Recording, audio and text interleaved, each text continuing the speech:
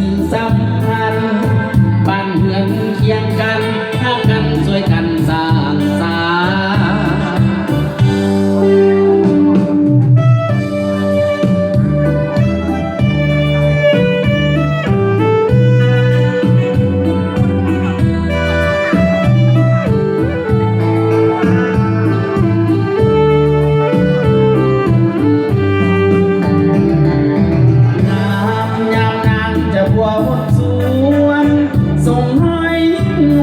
ส่วนใจแต่พระวงงามนางงามเหมือนดังนางหงส์ใหญ่อย่างไปมายามแก้วตาเพื่อนสมพลงามอยากอดบ่ไหวจะต้องได้ใครบ่ให้หัวกันกลาเอาส่วนครัวเป็นสื่อสัมพันธ์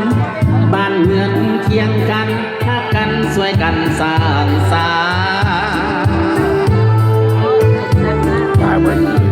อยู่ดีมีแหงบนสุวรรณบางเงินบนแฟน